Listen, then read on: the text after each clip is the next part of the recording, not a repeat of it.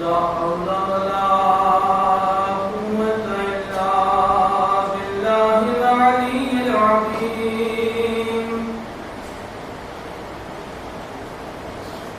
حسبنا الله نعم الوكيل ونعم المولى ونعم النصير. رب اشرح لي صدري ويسر لي أمري واحلل عقدة من لساني يفقهوا قولي. الحمد لله رب العالمين. الصلاة والسلام على أشرف الأنبياء والمرسلين سيدنا مولانا مولى الثقلين جد الحسن والحسين أبي القاسم محمد.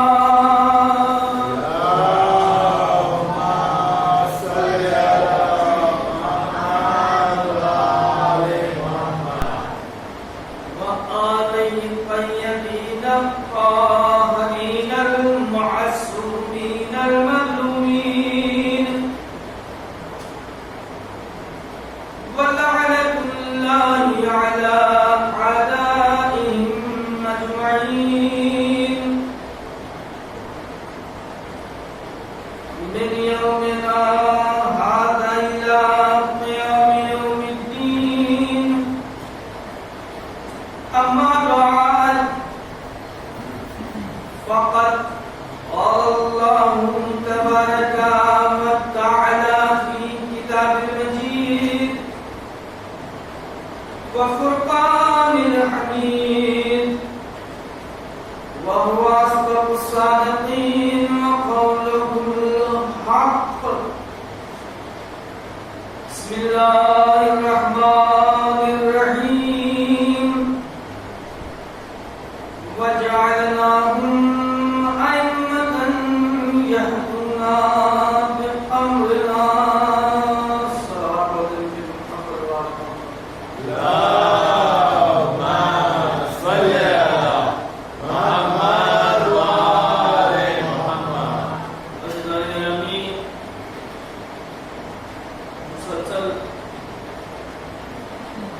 ہماری گفتگو ہو رہی ہے.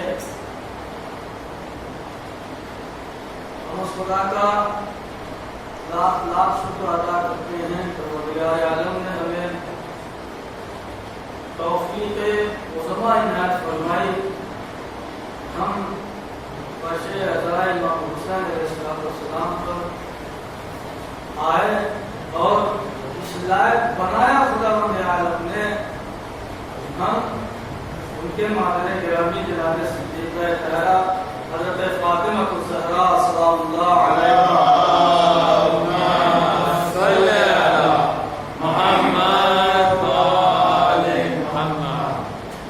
ان کو ان کے لادگاہ عرصہ دیں. نظر گرامی بحث ہماری امامت اور ہماری ذمہ داری کے عنوان سے گفتگو آپ کے درمیان جاری و ساری تھی. کائنات کا وہ واحد ترین ہوتا جس کو خداوند عالم نے قرآن مجید میں اس طریقے سے اس انداز سے بیان کیا مطرح کیا. وَجَعَلْنَاهُمْ أَئِمَّةً يَهْدُونَ بِأَمْرِنَا. ہم نے ان کو امام بنایا ہے اور یہ ہماری امر سے ہدایت کرتے ہیں. حقیقت یہی ہے. قرآن دوسری آیت میں اس طریقے سے اعلان کر رہا ہے وَلِكُلِّ قَوْمٍ حَادٍ. ہم نے اللہ کرا ہم نے ہر قوم کے لیے ایک ہادی مقرر کیا ہے. اور اللہ یہ کہہ رہا ہے امام کیا امام کو تمہارے درمیان بھیجا تاکہ وہ تمہاری ہدایت کر سکے۔ اس کا مطلب یہ ہے کہ ہر قوم کے لیے اللہ ایک رہنما، ایک ہادی کو مقرر کرتا ہے تاکہ میری مخلوق گمراہ نہ ہونے پائے، میری مخلوق گمراہ ہونے نہ پائے۔ دو طریقے کے اللہ نے ہم کو امام بنا کے دیے، تو دو طریقے کے امام اللہ نے ہم کو بنا کے دیے۔ پہلا ایسا امام جو یدعونا الی النار، جو ہم کو دعوت دیتا ہے وہ جہنم کی طرف۔ دوسرا ویہدونا الی الجنہ، جو ہم کو دعوت دیتا ہے جنت کی طرف۔ مگر بڑا فرق ہے، درمیان میں سینٹر میں ہم اور آپ کھڑے ہیں، مثلا میں کھڑا ہوا ہوں اور اللہ نے ہم کو اختیار بنایا ہے۔ اگر ہم جنت کی طرف جائیں تو اس طرف زحمات بہت ہیں، زحمت بہت زیادہ ہے۔ زحمت یعنی یہ کہا جائے کہ عمل کرنا پڑے گا، نماز پڑھنا پڑے گی اور جو وہ کہیں ان کے کہنے پر چلنا پڑے گا۔ مگر ایک راستہ ادھر ہے، مثلا اگر ہم امام حسین علیہ السلام کی طرف گئے تو ہمیں زحمت ہوگی۔ سب سے پہلی زحمت یہ ہوگی کہ ہمیں اپنے نفس کو قتل کرنا پڑے گا، اپنے نفس کو کچلنا پڑے گا، پھر ہم امام حسین کی طرف جائیں گے۔ کربلا محلہ میں کیا ہوا دیکھا ہم نے، کربلا محلہ میں بھی ہم یا جیسے افراد تھے بالکل۔ مثلا ایک دو راستے پہ کھڑے تھے، ایک راستہ امام حسین کا تھا، ایک راستہ یزیدیوں کا تھا۔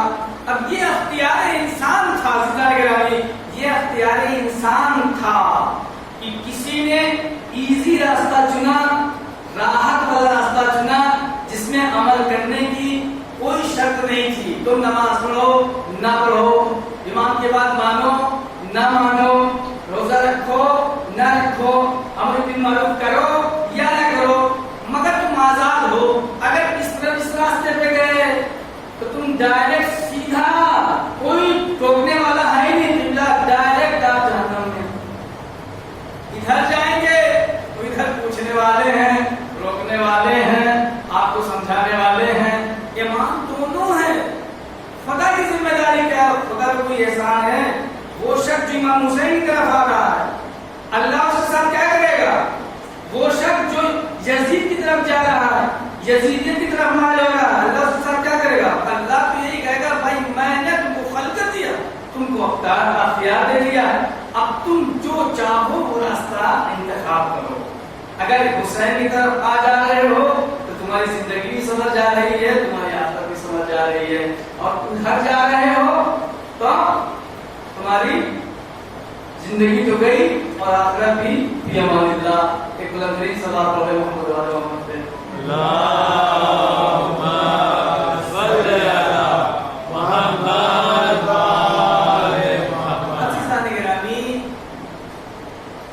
امام جو ہوتا ہے ہدایت دینے کے لیے آتا ہے، ہدایت دینے کے لیے آتا ہے، اور حقیقت یہی ہے۔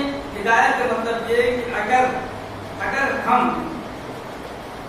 بہت عمل کی میدان میں بہت کم تھے، یا کسی اور میدان میں مثلا لے لیجیے آپ، مجھے توفیق نہیں ہوتی تھی، میری ایک ایسی دوستی ہوئی جو میرے دوست نے مجھے اس بات پہ مجبور کیا کہ وہ ہم اس کے ساتھ جائیں۔ میں نے کہا بھائی اتنا کام کرتے ہو، ایک کام یہ بھی کر لیا کرو، بات سمجھ میں ہی کر لی وہ بات، ٹھیک ہے، میں نے انجام دے دیا۔ یہ سلسلہ پہنچتا ہے امام علیہ السلام تک۔ امام کے جیسے چاہنے والے ہوں گے ویسے اس کی سیرت میں، اس کے عمل میں تبدیلی آئے گی، اگر اللہ نے اس کو توفیق عطا کی تو۔ عزیزان گرامی، آج امام علیہ السلام کے حوالے سے آپ کی خدمت میں یہ عرض کرنا ہے جو بہت مہم ترین چیز ہے، سب سے عظیم چیز وہ ہے جو انسان ہمارے سامنے ہے الحمدللہ۔ فلا امام زین العابدین امام سجاد علیہ السلام بلبئی صلوات اللہ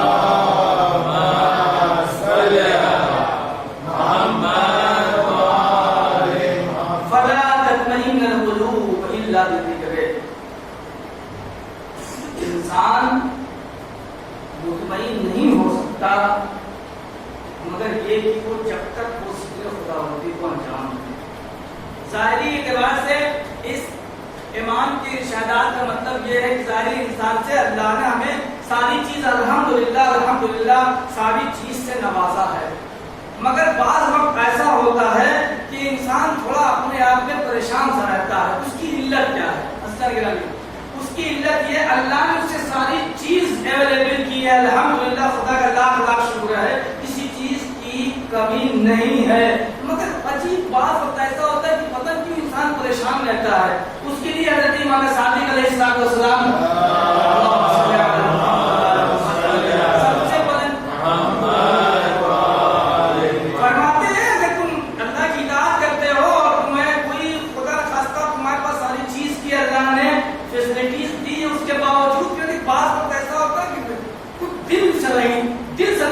घर में परेशान से रहते हैं। इमाम साहब फरमाते हैं कि ऐसी कैफियत आप पर तारीफ हो जाए तो आप ये न समझिएगा आपको मुश्किल है, नहीं।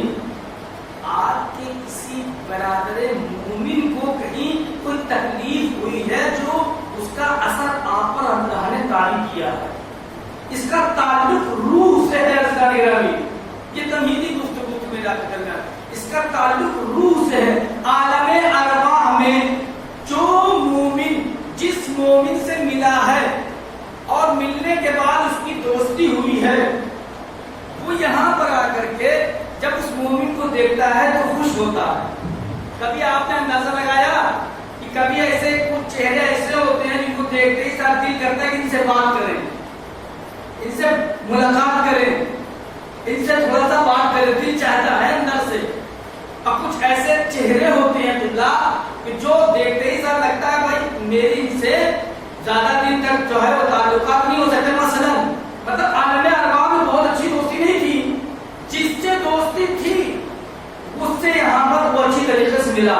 इसका मतलब ये है कि इंसान का मुजस्सिमा जो ये पैकर खाकी पैकर में इंसान अल्लाह ने इंसान को दुनिया में भेजा है, वो ये है कि ये हमारा खाकी पैकर है जो हमारे और आपके सामने है। आपका पैकर मुझे दिख रहा है, मेरा पैकर आपको दिख रहा है। बहुत पौधे चारों से बात यहाँ से शुरू हो गई, चंद लम्हा हम आपका देंगे, उसके बाद इंशाअल्लाह खुदा ने चाहा तो अगले दिन बच गया कुछ हिस्सा तो इंशाअल्लाह मैं आगे से करूंगा, मगर वक्त के अंदर इंशाअल्लाह हम आपकी ज़हमत तमाम करेंगे। अज़ीज़ान गिरामी देखें इसका सिलसिला क्या होता है, आलमे अरवाह से होता है। सबसे पहली चीज अरवाह क्या है, आलमे अरवाह क्या है, रूह क्या है, रूह किसे कहते हैं। हम आप तो रूह जानते नहीं है, ठीक, बहुत इतना जानते हैं कि रूह अगर इंसान मतलब जब तक इंसान जिंदा रहता है रूह उसके साथ रहती है, और अगर रूह चली गई जुदा हो गई तो इंसान चला गया, इन्ना लिल्लाहि व इन्ना इलैहि राजिऊन हो गया, खुदा की बारगाह से चला गया उसकी तरफ। अब सिलसिला ये इसका सुनिए आप। सबसे पहले हम आपकी खिदमत में अर्ज करेंगे एक शख्स हजरत खातिमुन नबीन हजरत मोहम्मद मुस्तफा सल्लल्लाहु अलैहि वसल्लम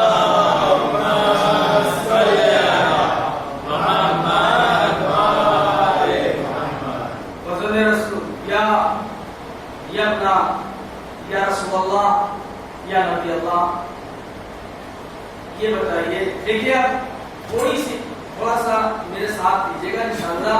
मैं सिर्फ चाहता हूँ मैसेज आप तक पहुँच जाए, मैसेज, वरना खिताबत और होता है मैसेज और होता है। मैं मैसेज पहुँचाना चाहूँगा, आपके दरमियान खिताबत नहीं करना, मैंने आपसे तय कर दिया, खिताबत नहीं करना, सिर्फ अपने पैगाम को पहुँचाना है।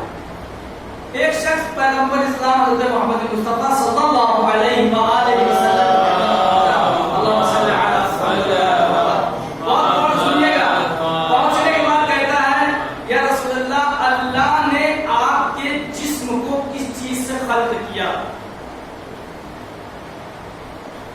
आपके जिस्म को अल्लाह ने किस चीज से खल्क किया।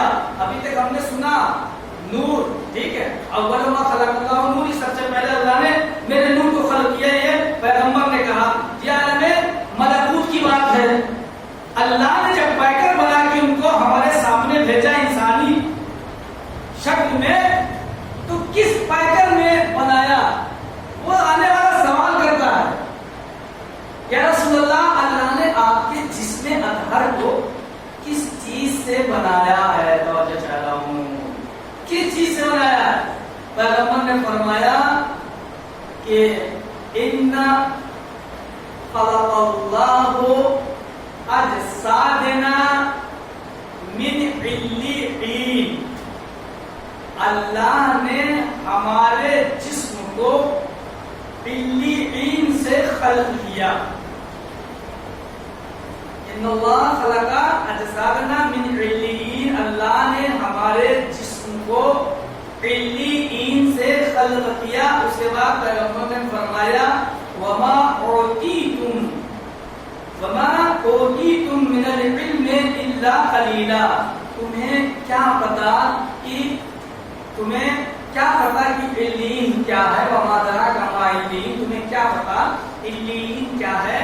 ٹھیک ہے، تمہیں کیا، پیغمبر اس سے کہتے ہیں تمہیں نہیں پتا کہ علیین کیا ہے، تم کو تو بہت تھوڑا سا علم دیا گیا ہے۔ اتنا کہا، پیغمبر کی بارگاہ سے وہ چلا گیا۔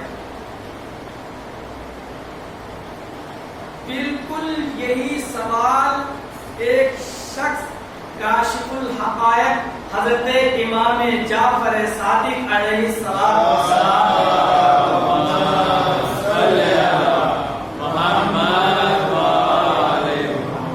فرمایا، فرزند رسول، آپ کے جد سے ایک سوال ہوا تھا۔ وہ سوال یہ ہوا تھا کہ آنے والے نے پوچھا تھا کہ اللہ نے آپ کے جسم اطہر کو کس چیز سے بنایا ہے؟ تو جانے میں سے لگ رہا بھی اللہ نے آپ کے جسم کو کس چیز سے بنایا ہے؟ اس وقت پیغمبر نے فرمایا تھا اللہ نے ہمارے جسموں کو، یہ نہیں کہا جسدی یعنی ہم میرے جسم کو، اللہ نے ہمارے جسموں کو مراد یعنی ہمارے اہل بیت کے جسموں کو، 14 معصومین کے جسموں کو اللہ نے اس سے بنایا، علیین سے بنایا۔ آنے والا امام جعفر صادق علیہ السلام کی خدمت میں کہتا ہے یا ابن رسول اللہ ما ہوا علیین، میں کچھ نہیں جانتا، مولا آپ کو بتانا پڑے گا یہ علیین ہے کیا؟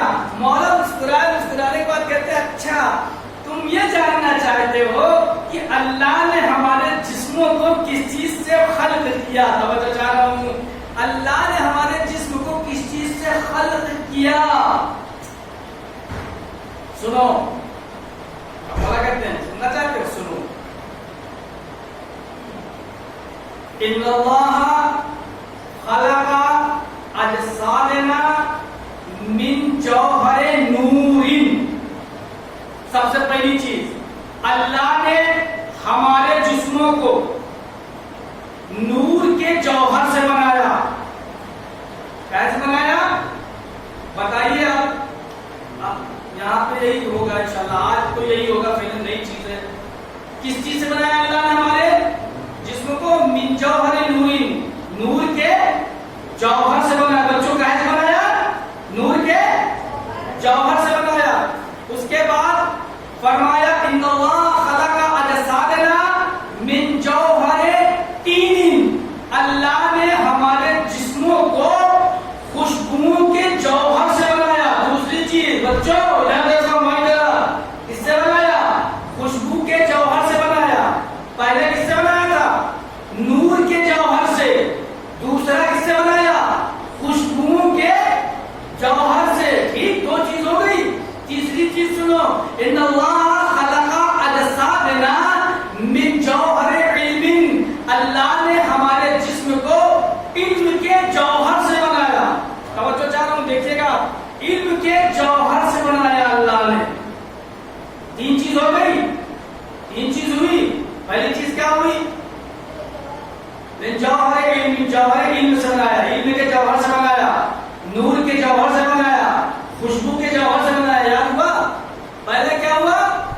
نور کے جوہر سے، دوسرا خوشبو کے جوہر سے، حسن شاباش، تیسرا علم کے جوہر سے۔ ایک سوال پڑھے محمد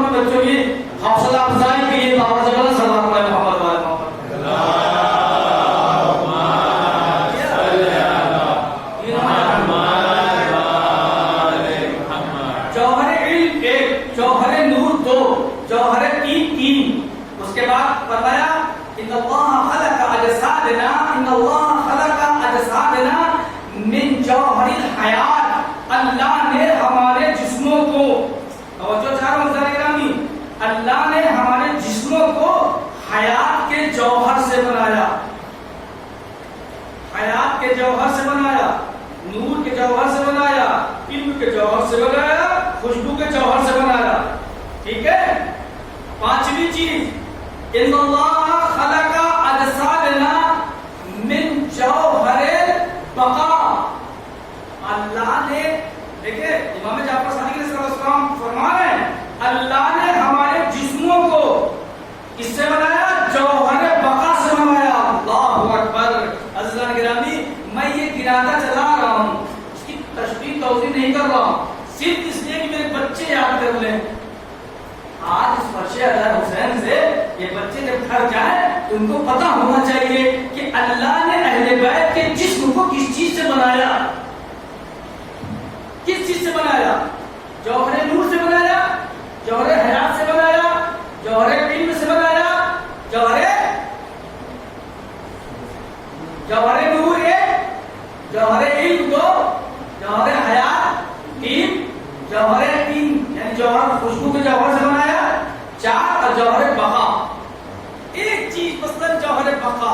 جب اللہ نے ان کے بدن کو بقا کے جوہر سے بنایا تو پھر یہ لوگ غیب میں ہے، کتنی لمبی زندگی ہے اس کی، یہ مرتا کیوں نہیں ہے؟ توجہ چاہ رہا ہوں، یہ مرتا کیوں نہیں ہے؟ ارے اس مسلمان اس بھائی کو کیا پتا کہ جس کے بدن کو بقا کے جوہر سے بنایا گیا ہو تو اس کو باقی رہنے میں کیا مشکل ہو سکتی ہے. ایک بلند ترین سلوات پڑھتے ہیں محمد وآل محمد.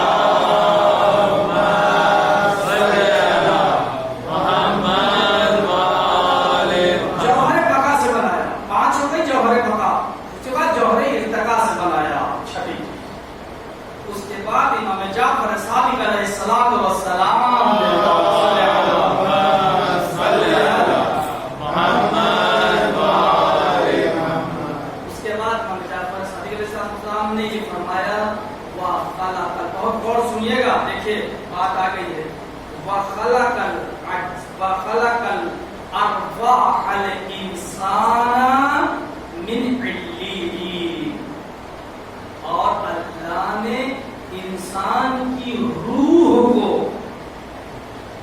انسان کی روح کو علیین سے بنایا. دو چیز ہو گئی، اتنے جوہر نور، جوہر علم، جوہر حیات، جوہر دین، جوہر بقا، جوہر ارتقاء، یہ چھ چیزیں جو چھ چیزوں سے بنایا تو اس پورے چھ چیزوں کا نام علیین ہے. اور امام علیہ الصلوۃ والسلام کہہ رہے ہیں وَخَلَقَ أَرْوَاحَ الْإِنسَانِ مِنْ عِلِّيِّينَ، اور اللہ نے انسان کی روح کو، انسان کی روح کو علیین سے بنایا. بات سمجھ میں آ گئی؟ دو چیز ہو گئی، جس علیین سے اہل بیت کے بدن کو بنایا گیا، اس علیین سے ہماری روح کو بنایا گیا. توجہ چاہ رہا ہوں، اس علیین سے ہماری روح کو بنایا گیا. روح کا کمال یہ ہے کہ جب تک انسان کے بدن سے روح نکل نہ جائے تب تک وہ سو نہیں سکتا. سو سکتا ہے؟ نہیں سو سکتا. سو سکتا ہے نہیں سو سکتا. انسان کی روح جب تک انسان کے جسم سے نہیں نکلے گی وہ سو سکتا ہے نہیں سو سکتا؟ نہیں سو سکتا. کنفرم ہے نہیں سو سکتا.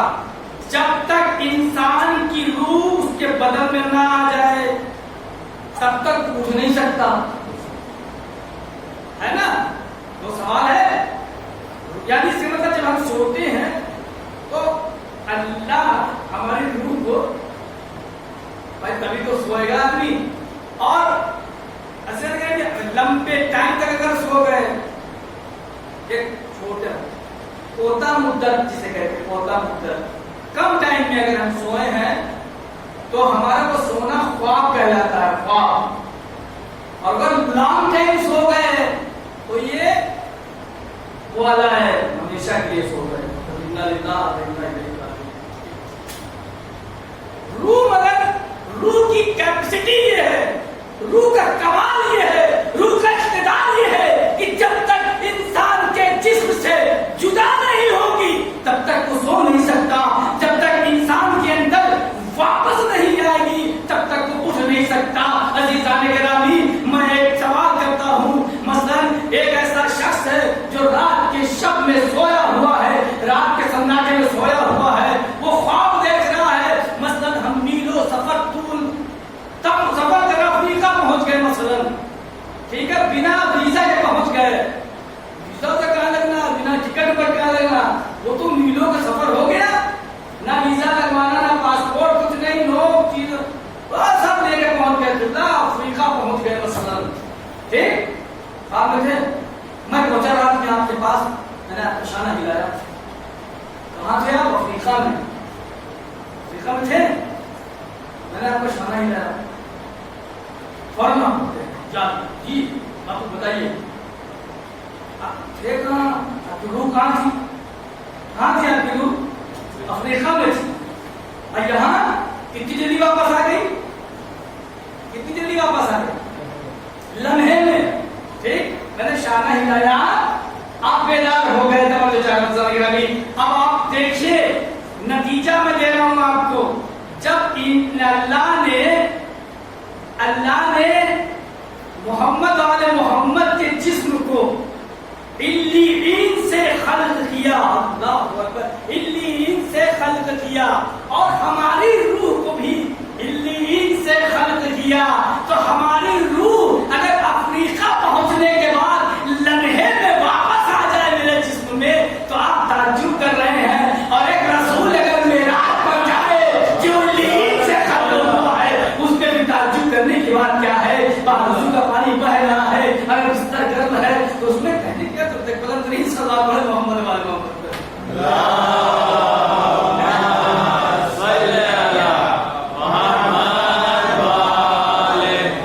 یہ طے ہو گیا عزیزان گرامی، یہ طے ہو گیا کہ علیین سے اہل بیت کے جسم کو بنایا گیا اور ہمارے روح کو علیین سے. مولا کائنات حضرت علی ابن ابی طالب علیہ الصلوۃ والسلام،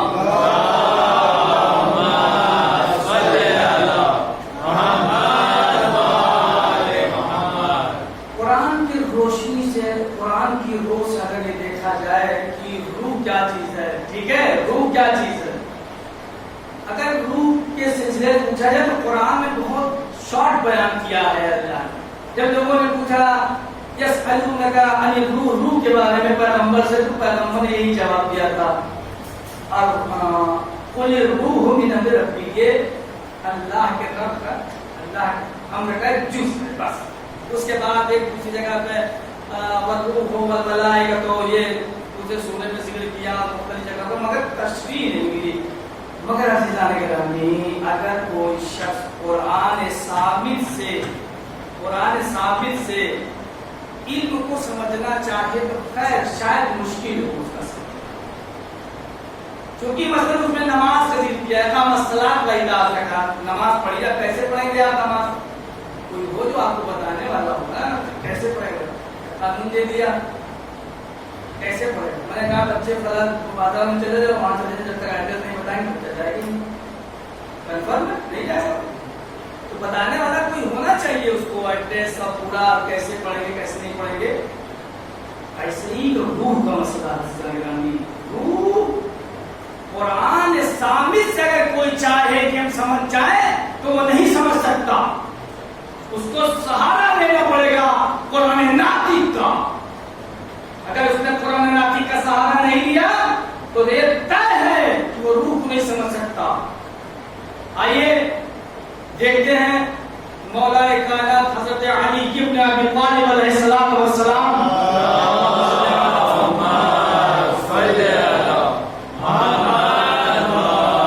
فرماتے ان للجسم ستۃ احوال. دیکھیں بس شارٹ ہو رہا ہے. इन्ना लिल-जिस्म सित्तता अहवाल,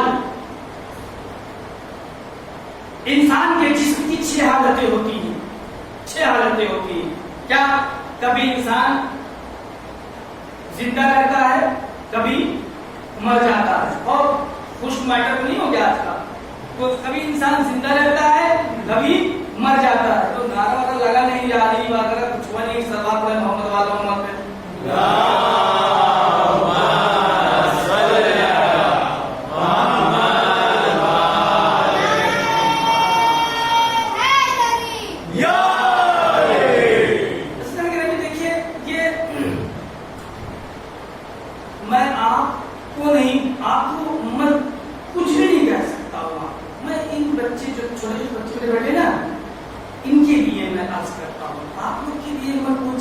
नहीं करता। अल्हम्दुलिल्लाह आप लोग माशाल्लाह सहले इल्म है, बताने की जरूरत नहीं है।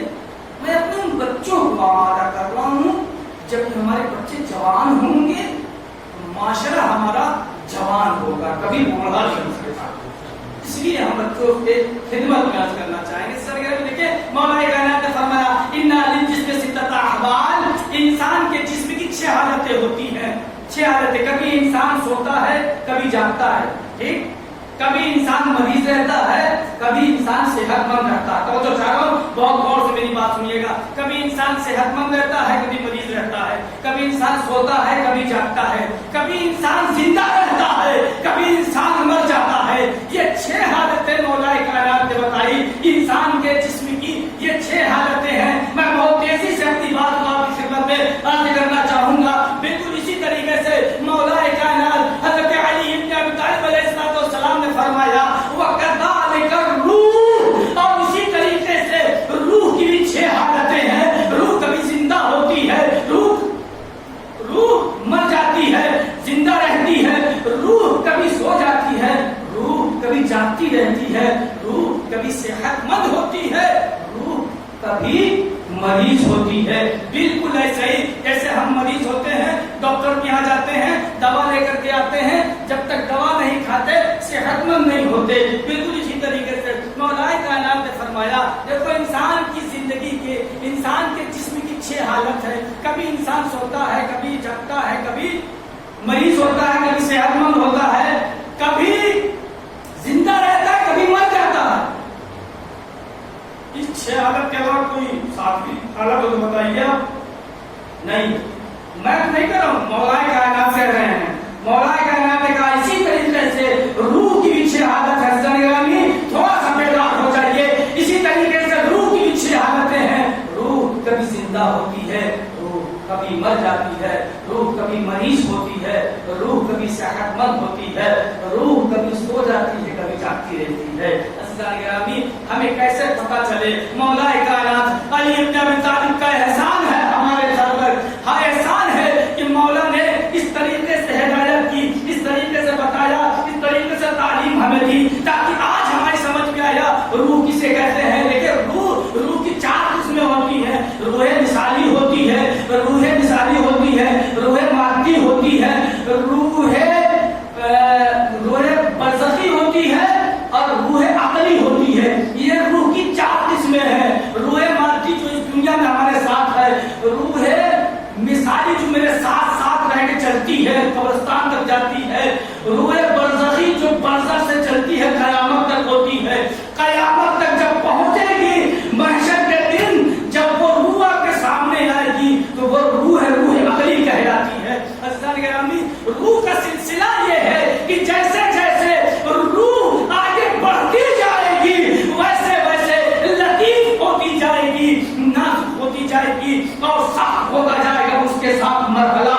जो भी मरहला है इस दुनिया में है, इजी है, आगे बढ़े, बरसक में पहुंचे, थोड़ा सख्त हो गया, आगे और पहुंचे, कयामत में पहुंच गए और सख्त मरहला आ गया रूह के साथ। ऐसा नहीं है जिसका निगरानी एक शख्स पैगंबर की खिदमत में है, आने के बाद कहता है या रसूलल्लाह मैंने सुना है कि कुछ लोग जब मर जाते हैं तो उनकी आंख खुली रहती है और कुछ ऐसे होते हैं जो आंख बंद रहती है। ठीक है, समझ गए पैगंबर की खिदमत में? तो पैगंबर के कानों तक ये खबर आ गई थी कि मामला क्या है। या रसूलल्लाह बताइए, या रसूलल्लाह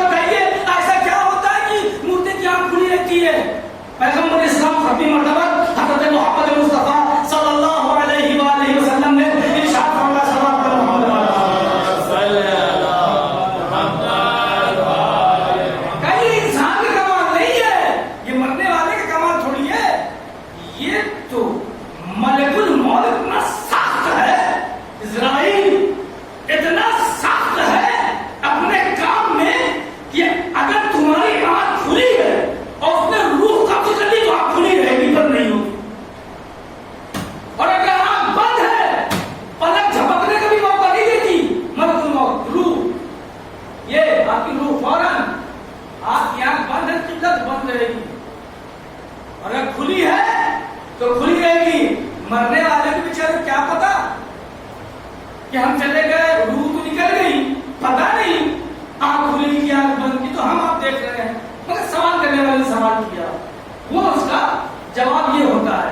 تو روح مثالی ہے، مادی ہے، برزخی ہے، اور روح عقلی ہے۔ محمد حضرت مولا کائنات نے فرمایا، دیکھیں 6 حالتیں، جیسے انسان کے جسم کی 6 حالت ہے، ویسے انسان کے روح کی بھی 6 حالتیں ہیں۔ سرگرامی، روح زندہ رہتی ہے، روح مر جاتی ہے، میں نے بیان کیا۔ اس کے بعد مولا کائنات نے فرمایا، اب دیکھیں، حیاتھا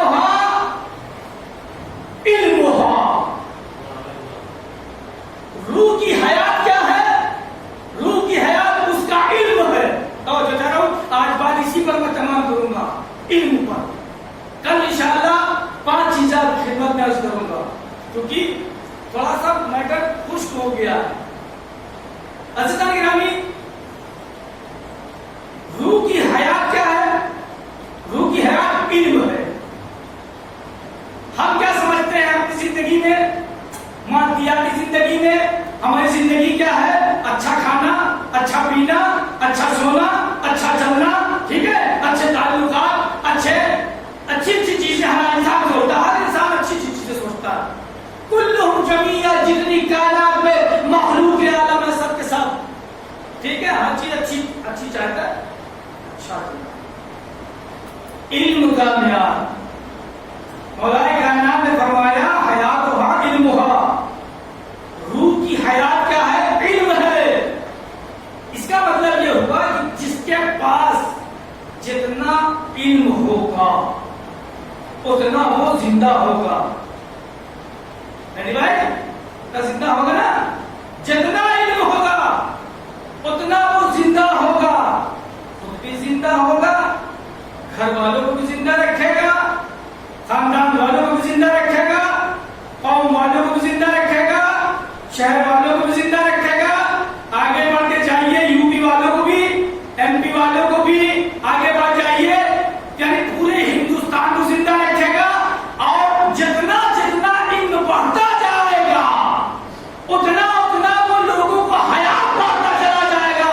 میں کہوں گا خدا بند عالم تیرا لاکھ لاکھ شکر ہے کہ تو نے مجھے فرش آزاد حسین جیسی نعمت عطا کی۔ اس فرش آزاد پہ آنے کے بعد جو سال بھر انسان ٹیچر سے نہیں سیکھ پاتا، وہ اس فرش آزاد حسین سے سیکھ کے ہوتا ہے۔ اس کا مطلب جتنے حسینی ہے کوئی جاہل نہیں ہے، سب کا سب کے پاس علم ہے، اور جتنا جس کے پاس علم ہوگا اتنا اس کی روح زندہ ہوگی، خود بھی زندہ ہوگی، قوم کو بھی زندہ رکھے گی۔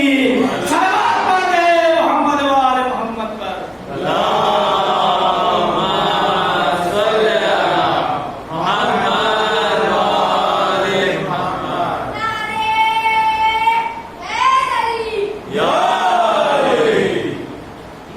بھی زندہ رہتا ہے اور قوم کو بھی زندہ رکھتا ہے۔ باقی باتیں انشاءاللہ کل، مگر میرا ہدف یہ تھا آج مجلس کا کہ ایک مجلس یہ ہوتی کہ ہمارے آپ کے درمیان نقطہ مارا اور بہبا ہوا اور نعرے ہلدی لگی اور یہی سے میٹر ختم۔ یہاں سے سب گئے اپنے اپنے گھر میں اپنی اپنی باتیں، اپنی اپنی کہانیاں، ٹھیک ہے، یہ ہوتی مجلس۔ میں بتا رہا ہوں آپ کو میری زندگی اسی سب میں گزر رہی ہے زندگی۔ ایک یہ ہوتا ہے نعرہ لگانا، مولا نے کیا خطرناک ہوتی، گھر پہنچے اگلے دن بھول گئے، سب ختم، ارے کیا ہوتا ہمارا ختم نہیں۔ فرش آزاد حسین یہ ہے کہ انسان جہاں سے آئے تو اپنی روح کو اتنی حیات دے کر کے جائے کہ خود بھی زندہ رہے، دوسروں کو بھی زندہ رکھے۔ یہی سبب ہے حضرت گرامی، یہ فرش آزاد حسین یہ کسی کو جاہل نہیں رکھتا۔ کبھی انسان سوچے کہ نہیں، بہت احسان عظیم ہے سرکار سید الشہداء علیہ السلام کا، جو ہمیں فرش آزاد حسین جیسی نعمت دی۔ لاکھوں سلام ہے وہ کہ جس نے یزیدیت کے گھر میں ہوتے ہوئے بھی اپنے بھائی کی فرش عذاب چھا.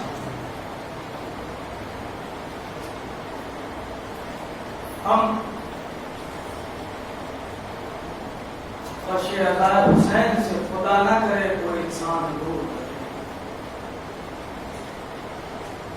کیوں؟ اس لیے کہ فرش عذاب حسین پر وہ شخصیتیں آتی ہیں جن کے لیے انسان سے ملنے کے لیے بے قرار رہتا. کسی کے خواب میں اگر مولا آ جائیں تو وہ اپنا خواب ساری دنیا سے بتاتا. مگر اگر وارانسی فرش عذاب حسین ایسی نعمت ہے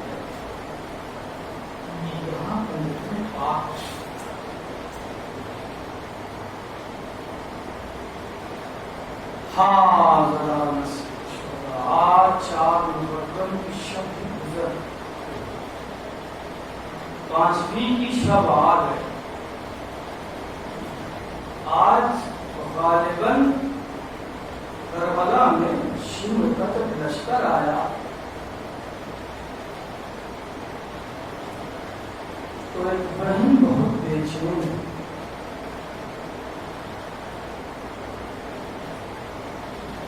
چین ہونے کے بعد اپنے بھیا حسین کے پاس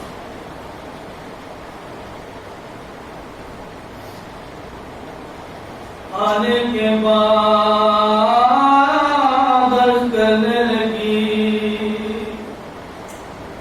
بھیا دشمنوں کی فوج پہ فوج آ رہی ہے.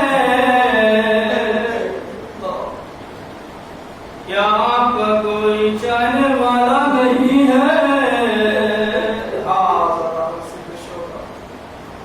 مولا سمجھ کے زینب کیا کہنا چاہتی ہے. مولا نے کہا بہن زینب میرا بھی بچپن کا ایک دوست ہے. میں نے خط لکھ کے اسے بلایا ہے. خط میں لکھا مولا نے کیا لکھا؟ مولا کہتے ہیں کہ میں جب تحریر کر کے میں نے قاصد کو نامہ دیا تو میں نے نامے کے اوپر لکھا من الحسین قریب الى رجل الفقیر حبیب بن مظاہر. سید الشہداء آج اس کا مصائب ہے کہ جس کو حسین بچپن سے اپنا دوست کہتے تھے. جزاکم اللہ تعالیٰ. اس کا مصائب آج ہے. حق دوستی ادا کر لیجیے. شاید آپ کے درمیان آجا کو حسین آئے ہو اپنے دوست کے یہاں پوسا لینے کے لیے. جزاکم اللہ تعالیٰ. حسین غریب نے نامہ لکھا. قاصد کوفے پہنچا کر قلبہ کیا. اندر سے آواز آئی کون؟ ارے اس نے کہا انا برید الحسین.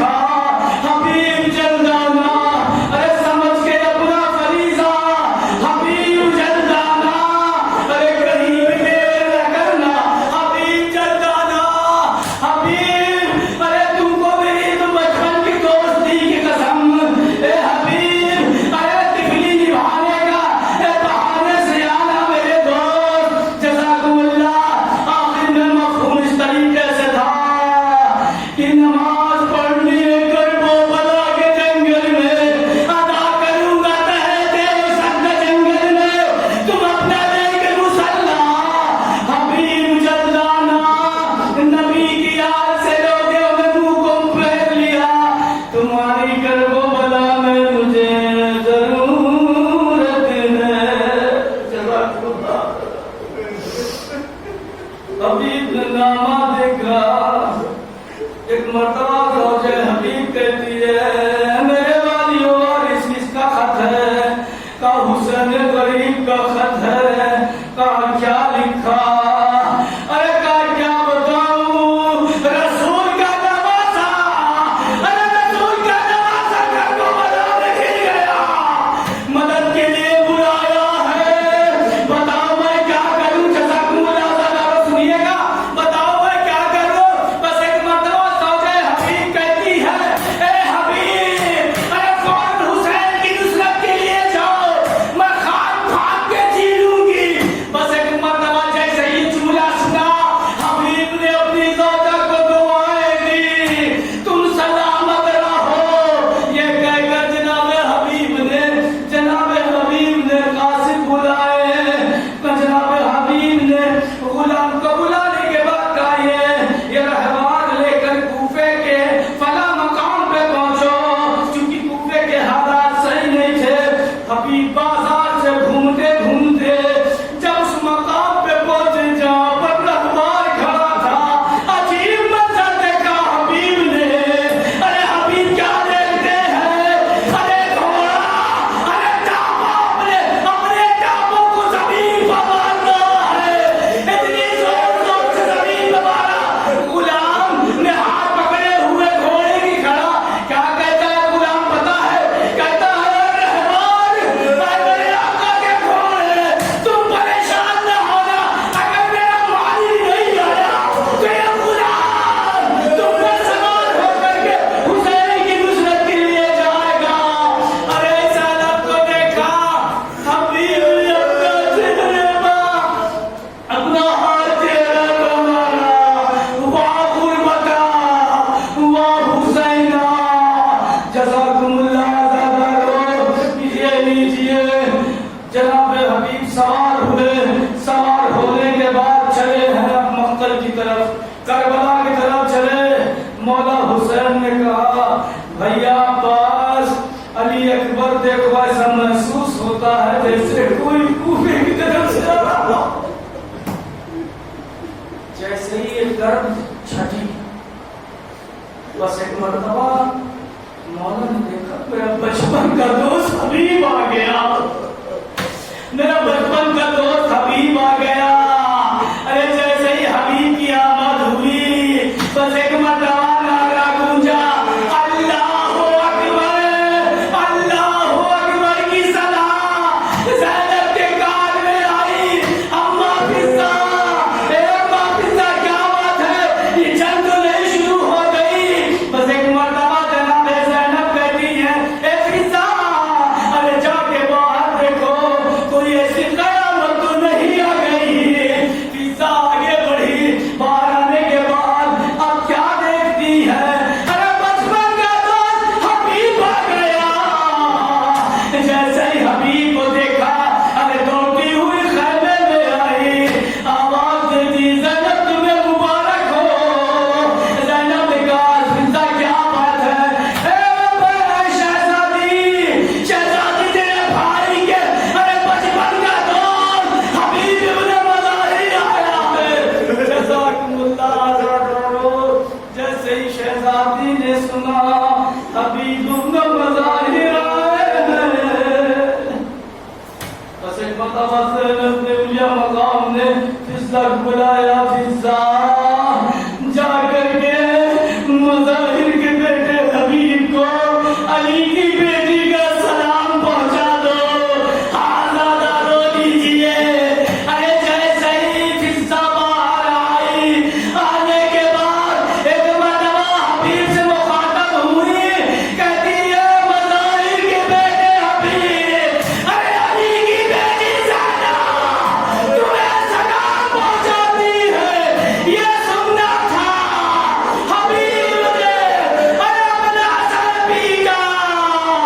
ارے یہ وقت آ گیا شہزادی ارے غلام کو سلام پہنچائے. وہ دن کیوں نہ آیا کہ حبیب اس دنیا سے گزر جاتا. الا لعنت اللہ علی القوم الظالمین. سلام الذین ظلموا الله وإنا إليه راجعون.